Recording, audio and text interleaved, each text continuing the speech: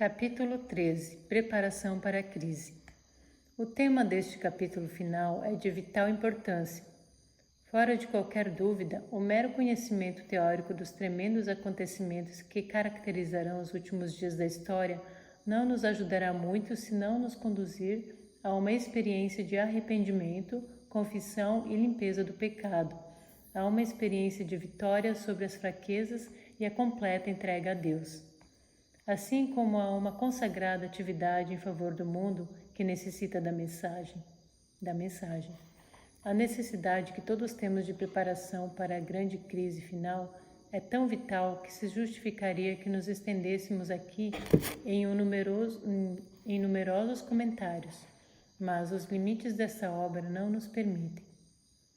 Assim, tudo quanto podemos fazer é transcrever os parágrafos do Espírito de Profecia, deixando-os como meditação para cada leitor, ao mesmo tempo rogando que o Espírito Santo mova cada um para que dê os passos que o levem para mais perto do céu e que o habilitem a receber o selo do Deus vivo, de modo que passe a salvo pelo terrível tempo de angústia e por fim receba a Cristo em paz em sua segunda vinda. Seriedade do tempo e necessidade de uma preparação. Em Mateus 25:5, lemos que todas as virgens dormiram. A diferença entre os dois grupos estava na preparação prévia. As loucas, à semelhança das prudentes, também dormiram, mas estas desfrutavam de uma experiência com Deus e tinham o azeite do Espírito. As loucas careciam desta condição vital para a salvação.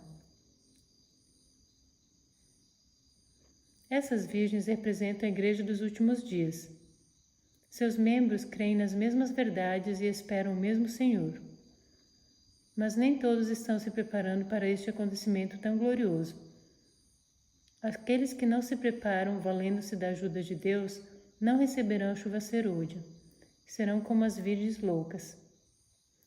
Estas não representam as pessoas hipócritas. Elas têm o mesmo sincero desejo que as prudentes, mas falta-lhes a preparação. Muitos conselhos têm sido escritos para mostrar à Igreja sua grande necessidade. O tempo de angústia, como nunca houve, está prestes a manifestar-se sobre nós e necessitaremos de uma experiência que agora não possuímos e que muitos são demasiado indolentes para obter. Meus irmãos, estamos nós reconhecendo que nossa própria salvação, assim como o destino de outras pessoas, depende do preparo que agora fazemos para a prova que se aproxima?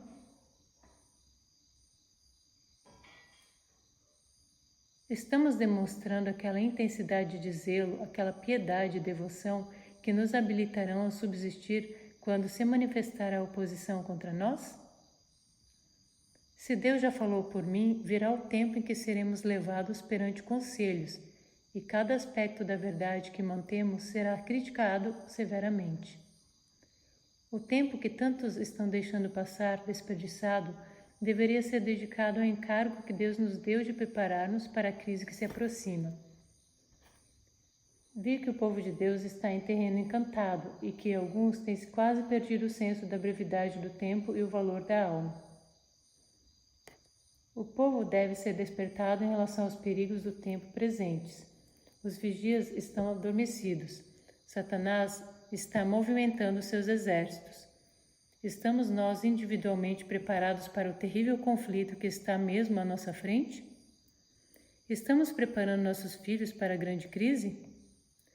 O tempo de agonia e angústia que diante de nós está exigirá uma fé que possa suportar o cansaço, a demora e a fome. Fé que não desfaleça, ainda que severamente provada. O Senhor terá um povo tão verdadeiro como o aço, de fé tão firme como o granito. Eles devem ser-lhe testemunhas no mundo, instrumentos seus para realizar uma obra especial, gloriosa, no tempo designado por ele. Deveríamos, portanto, estar nos aproximando mais e mais do Senhor e achar-nos Deveremos, portanto, estar nos aproximando mais e mais do Senhor e achar-nos fervorosamente à procura daquela preparação necessária para nos habilitar a estar em pé na batalha do dia do Senhor. Lembrem todos que Deus é santo e que unicamente entes santos poderão morar em sua presença. No demais, irmãos meus, fortalecei-vos no Senhor e na força do seu poder. Revesti-vos de toda a armadura de Deus, para que possais estar firmes contra as astutas ciladas do diabo. Portanto, tomai toda a armadura de Deus, para que possais resistir no dia mau e, havendo feito tudo, ficar firmes. Os que satisfazem todos os pontos e resistem a toda a prova e vencem, seja qual for o preço, atenderam ao conselho da testemunha verdadeira e receberão a chuva serôdia, estando assim aptos para a trasladação. Vi que muitos negligenciavam a preparação tão necessária, esperando que o tempo do refrigério e da chuva serôdia os habilitasse para estar em pé no dia do Senhor e viver à sua vista. Quantos vi eu no tempo de angústia sem abrigo? Haviam negligenciado a necessária preparação e, portanto, não podiam receber o refrigério que todos precisam ter para habilitá-los a viver à vista de um Deus santo. Vi que ninguém poderia participar do refrigério a menos que obtivesse a vitória sobre toda a tentação, orgulho, egoísmo, amor ao mundo e sobre toda a má palavra e ação. Necessitamos humilhar-nos perante o Senhor, com jejum e oração, e meditar muito em sua palavra, especialmente nas cenas do juízo. Aqueles que não fazem esforços decididos, mas esperam simplesmente que o Espírito Santo os force à ação, perecerão em trevas. Não vos deveis deixar estar tranquilamente, sem nada fazer na obra de Deus. Fatores envolvidos na preparação. Primeiro, estudo da Palavra de Deus, na Bíblia e no espírito de profecia. Tem-me sido mostrado que muitos dos que professam a verdade presente não sabem o que creem, não compreendem as provas de sua fé, não apreciam devidamente a obra para este tempo. Homens que agora pregam a outros, ao examinarem quando chegar o tempo de angústia, a posição em que se encontram, verificarão que há muitas coisas para as quais não podem dar uma razão satisfatória. Até serem assim provados, desconheciam sua grande ignorância. E há na igreja muitos que contam por certo que compreendem aquilo em que creem, mas que, até surgir uma discussão, ignoram sua fraqueza. Quando separados da mesma fé e forçados a estar sozinhos e expor por si mesmos sua crença, ficarão surpreendidos de ver quão confusas são suas ideias dos que têm aceitado do que têm aceito como verdade. Os que quiserem estar em pé neste tempo de perigo devem compreender por si mesmos o testemunho das Escrituras. Os que sinceramente buscam o conhecimento da verdade e se esforçam em purificar a alma pela obediência, fazendo assim o que podem a fim de preparar-se para o conflito, encontrarão refúgio seguro no Deus da verdade. Apenas os que forem diligentes estudantes das Escrituras e que receberam o amor da verdade estarão ao abrigo dos poderosos enganos que dominam o mundo. Quando o tempo de prova vier, revelar-se-ão os que fizeram da palavra de Deus sua regra de vida. No verão, nenhuma diferença se nota entre os ciprestes e as outras árvores, mas, ao soprarem as rajadas do inverno, aqueles permanecem inalteráveis, enquanto estas perdem a folhagem. Pessoa alguma, a não ser os que fortaleceram o espírito com as verdades da Escritura, poderá resistir no último grande conflito. A hora decisiva está mesmo agora às portas. Examinai as Escrituras. Estudemos nossa Bíblia como nunca antes. A menos que nos elevemos a um estado mais alto e santo em nossa vida religiosa, não estaremos prontos para o aparecimento de nosso Senhor. À medida que nos aproximamos do fim da história deste mundo, as profecias referentes aos últimos dias exigem nosso estudo especial. O Espírito de Deus tem iluminado cada página dos escritos sagrados, mas há aqueles sobre os quais pouca impressão eles fazem, por serem imperfeitamente compreendidos. Quando Deus envia aos homens advertências tão importantes que são representadas como proclamadas por santos anjos a voar pelo meio do céu, ele requer que toda pessoa dotada de faculdade de raciocínio atenda à mensagem. Os terríveis juízos pronunciados contra o culto à besta e sua imagem deveriam levar todos a diligente estudo das profecias, para aprenderem o que é o sinal da besta e como devem evitar recebê-lo. Assim, nas profecias, o futuro se patenteia diante de nós tão claramente como se revelou aos discípulos pelas palavras de Cristo. Os acontecimentos ligados ao fim do tempo da graça e obra de preparo para o período de angústia acham-se claramente apresentados. Multidões, porém, não possuem maior compreensão dessas importantes verdades do que teriam se nunca houvessem sido reveladas. Satanás vigia para impedir toda impressão que os faria sábios para a salvação, e o tempo de angústia os encontrará sem o devido preparo. Tempos perigosos estão à nossa frente. Quem possui o conhecimento da verdade deve despertar e colocar-se corpo, alma e espírito sob a disciplina de Deus. O inimigo está em nosso encalço. Precisamos estar bem despertos, em alerta contra ele. Precisamos revestir-nos de toda a armadura de Deus. Temos que seguir as orientações dadas por meio do Espírito de profecia. Temos que amar a verdade para este tempo e a ela obedecer. Isso nos guardará de aceitar fortes enganos. Deus nos falou por sua palavra. Falou-nos pelos testemunhos para a igreja e pelos livros que têm ajudado a esclarecer o nosso dever presente, bem como a posição que devemos ocupar agora. As advertências que têm sido dadas, mandamento sobre mandamento, regra sobre regra, devem ser aceitas. Se as menosprezarmos, que desculpa podemos apresentar? A compreensão incompleta reconhece como causa a falta de um estudo diligente e acompanhado de oração das verdades e profecias divinas, tanto na Bíblia como nas mensagens do Espírito de profecia. Muitos estão indo diretamente contra a luz que Deus tem dado ao seu povo, porque não leem os livros que contêm a luz e o conhecimento em advertências, reprovações e admoestações. Segundo, comunhão com Deus, oração fervorosa. Enquanto os que assim oravam prosseguiam com seus ansiosos clamores, por vezes lhe vinha um raio de luz procedente de Jesus para lhes reanimar o coração e iluminar o rosto. Alguns, eu vi, não participavam dessa agonia de lutas. Pareciam indiferentes e descuidosos. Não se opunham às trevas que os rodeavam, e estas os envolviam semelhantes a uma nuvem densa. Os anjos de Deus deixavam estes e iam em auxílio dos que se afligiam e oravam. Vi anjos de Deus apressarem-se para assistir a todos os que lutavam com todas as suas forças a fim de resistir aos anjos maus e procuravam auxílio, clamando a Deus com insistência. Os anjos de Deus, porém, abandonavam os que não faziam esforços para conseguir auxílio, e eu os perdia de vista. O povo a quem Deus constituiu depositário de sua lei, cumpre fazer agora ardentes preces a Deus. O amor de Cristo deve derramar-se em seu coração e o Espírito de Cristo tomar posse deles, preparando-os para estar em pé no dia do juízo.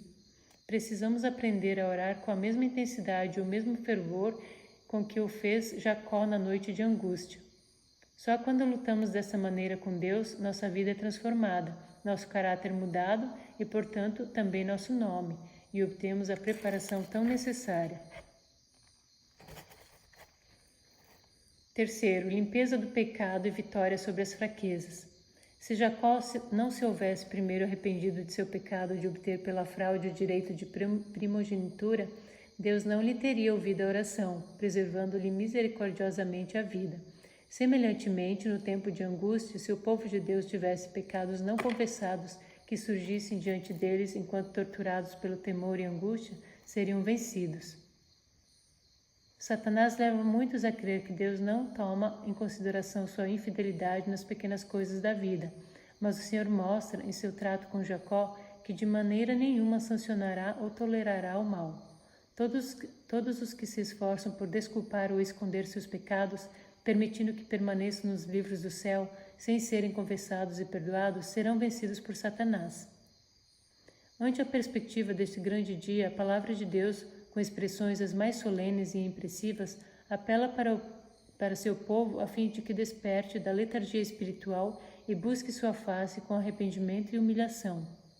Tocai a buzina em Sião e clamai em alta voz no monte da minha santidade.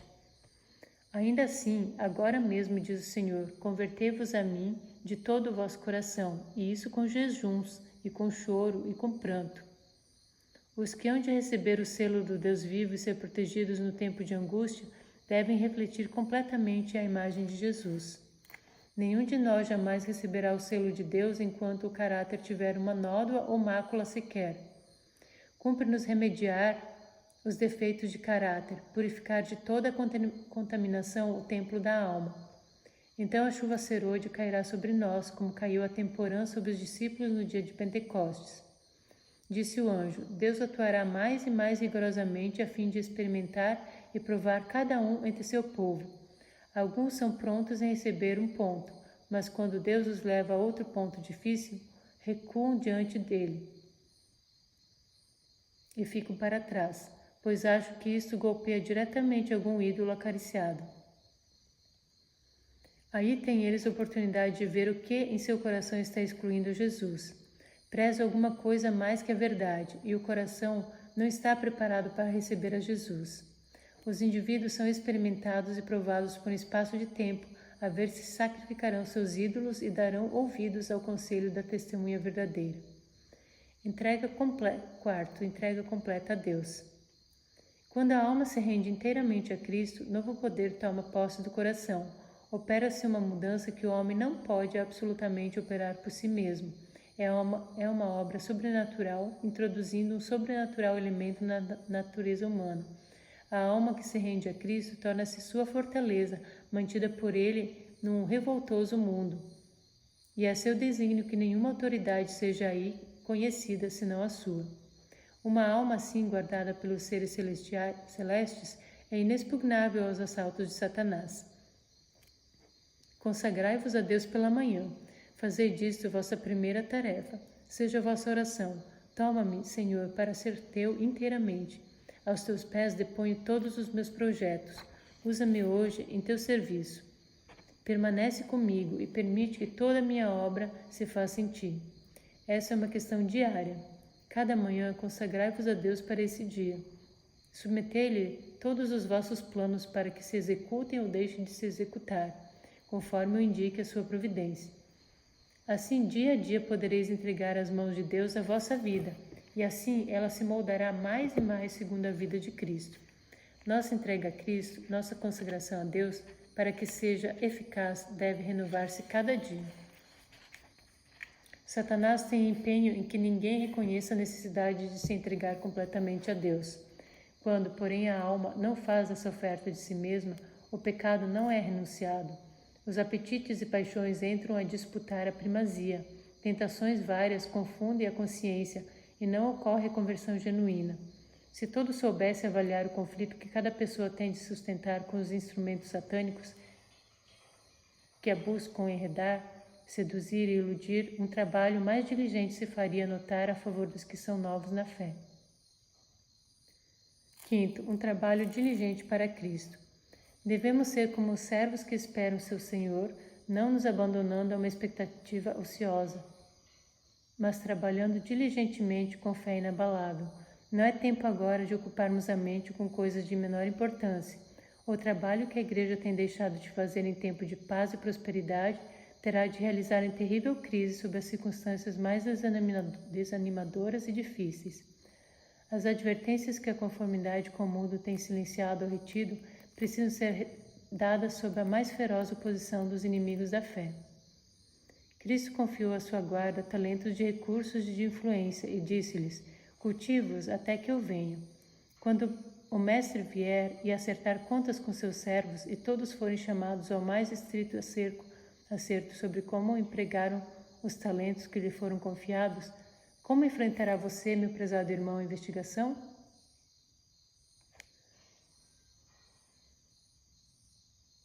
Sexto, atividade em prol da liberdade religiosa. É nosso dever fazer tudo ao nosso alcance a fim de advertir contra o perigo iminente. Devemos esforçar-nos por destruir os preconceitos, assumindo a legítima atitude diante das pessoas. Devemos esclarecer-lhes a questão propriamente dita em torno da qual gira a controvérsia, e deste modo lavrar o mais eficaz protesto contra medidas tendentes a restringir a liberdade de consciência. Devemos examinar as Escrituras a fim de estar habilitados a dar a razão de nossa fé. Diz o profeta: os ímpios procederão impiamente, e nenhum dos ímpios entenderá, mas os sábios entenderão. Quando os reformadores nacionais começaram a instar por medidas tendentes a restringir a liberdade religiosa, nossos dirigentes deveriam ter estado despertos à situação e deveriam ter trabalhado fervorosamente para neutralizar esses esforços. Não era plano de Deus que a luz fosse retida de nosso povo, a própria verdade presente de que careciam para este tempo. Nem todos os nossos pastores que estão proclamando a mensagem do terceiro anjo compreendem realmente o que constitui essa mensagem. O movimento da Reforma Nacional foi por alguns considerado de tão pouca importância que não julgaram necessário dar-lhe muita atenção, imaginando mesmo que, assim procedendo, concederiam tempo para questões diferentes da mensagem do terceiro anjo. Este parágrafo se refere a um movimento em favor da reforma da Constituição norte-americana que, em fins do século XIX, se propunha declarar os Estados Unidos como nação cristã, anulando em grande parte a separação entre Igreja e Estado. As citações seguintes referem-se também à mesma coisa. Mas demasiadas vezes o líder tem ficado hesitando, como que dizendo: não nos apressemos demais, pode haver engano. Devemos ter cuidado para não levantar alarme falso.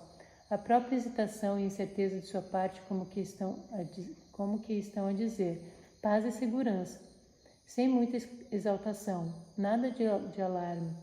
Tem-se falado mais dessa questão de emenda religiosa do que ela merece.